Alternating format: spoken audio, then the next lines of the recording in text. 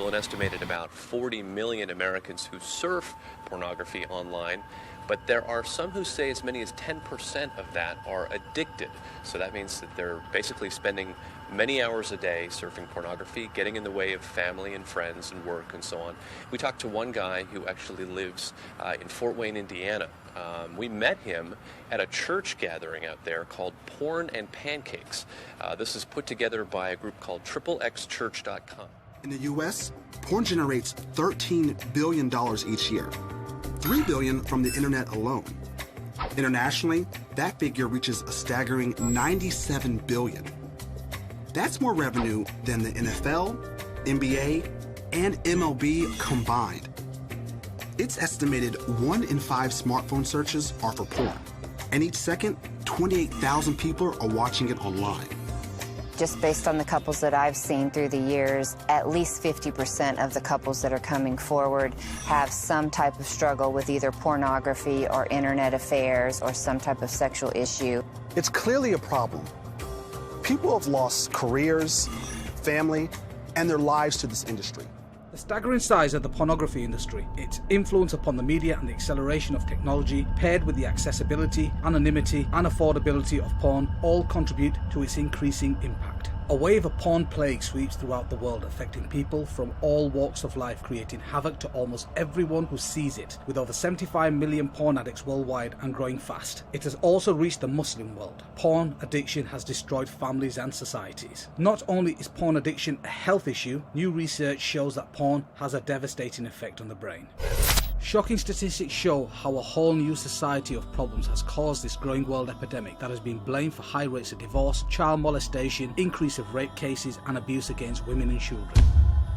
Big business. In 2006, the sex-related entertainment business estimated revenues were just under $13 billion in the US, according to the president of the Adult Video News Media Network. At that time, US porn revenue exceeded the combined revenues of ABC, CBS, and NBC.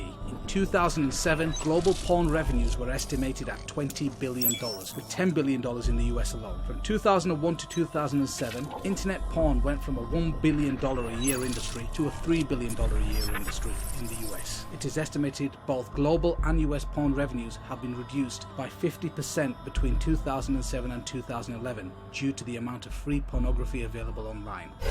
Porn and the World Wide Web. Every second, $3,075.64 is spent on pornography. Every second, 28,258 people are viewing pornography. Every 39 minutes, a new pornographic video is created in the United States. 35% of all internet downloads are pornographic. 42.7% of the internet users view pornography. 30% of porn addicts are women and 70% are men. 1.5 billion pornographic downloads per month. Over 420 million pornographic pages. Over 13,000 porn movies produced every year, 4.2 million pornographic websites, 68 million daily pornographic search engine requests are related to pornography, 72 million worldwide internet users visit adult sites per month. In the US, internet porn pulls in $2.84 billion a year. The entire worldwide industry is worth $4.9 billion. In the US alone, 40 million Americans are regular visitors to porn sites. Social scientists, clinical psychologists and biologists have begun to clarify some of the social and psychological effects, and neurologists are beginning to delineate the biological mechanisms through which pornography produces its powerful negative effects. Scientists are just now, over the last decade, beginning to understand what pornography really does, how it affects our brains, and psychologists are understanding how it affects our behaviors, and sociologists, our society. And so we're just beginning to understand that it can be just as addictive as drugs, as hard drugs. And we'll explain how, because I know that there's some skeptical eyes out there kind of thinking, wait a second, drugs? Really?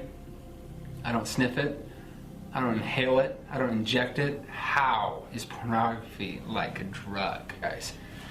The largest group of internet porn users is youth, ages 12 to 17. Do you know what the average age of exposure is for pornography? 11 years old. 11! And 9 out of 10 youth ages 8 to 16 have seen it. So we know what it is. We know what it is. We're not here to define it. Get this. Every second, now, 30,000 people are viewing online pornography. And what was the largest group of internet porn users? 12 to 17. So you see how a lot of those are there. And girls, watching this right now, listen up.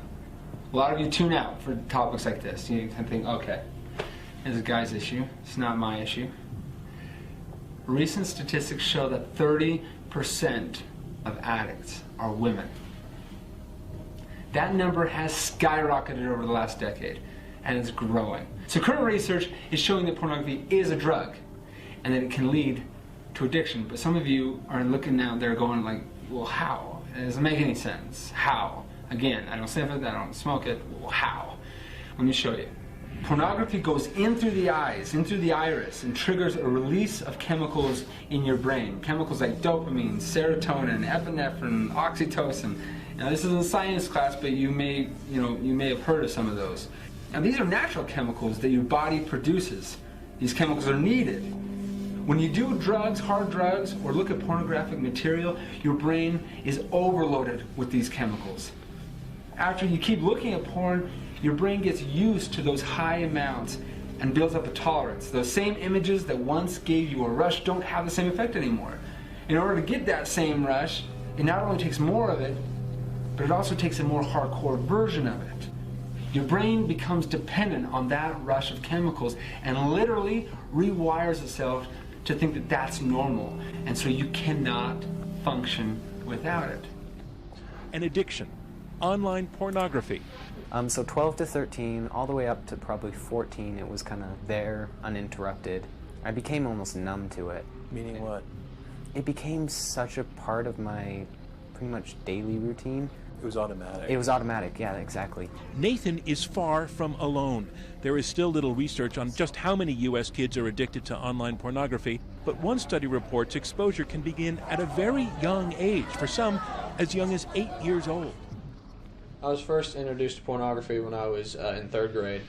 I had a friend named Spencer at school who told me about a website. The first time I looked at pornography, I think, was either in 5th or 6th grade. I was over at a buddy's house, and a bunch of us were all just hanging out and decided to get on the computer, and didn't really know what was going on, but all of a sudden we're just looking on the internet. Next thing I know, he's going on a website and just started looking at porn.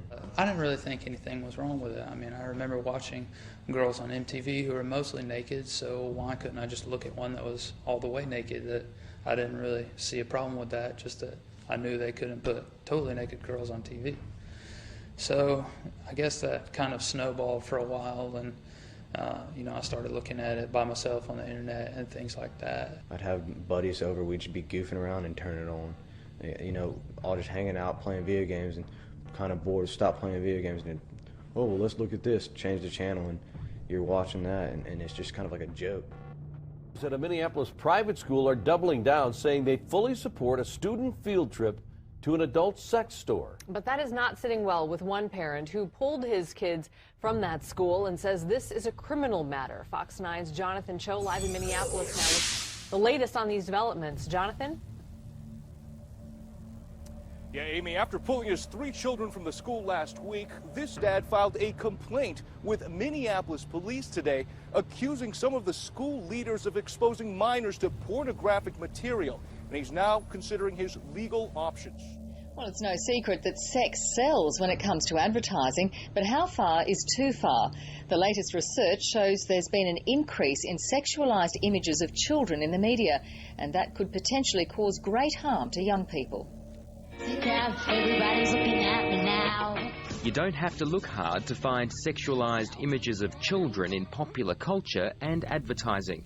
A conference on children and the media has been told sexualised images of young people are taking a terrible toll. We're seeing children engaging in disordered eating behaviour in primary schools, which is of great concern. And we certainly have the impact of these images on desensitising children to sexualised behaviour and particularly aggressive behaviour. Professor Louise Newman says the latest UK government research shows an increasing number of children worried about their body image, and they're becoming sexually active earlier as they're exposed to an unprecedented amount of sexualised images of children. She says kids under 8 don't understand the impact of these images.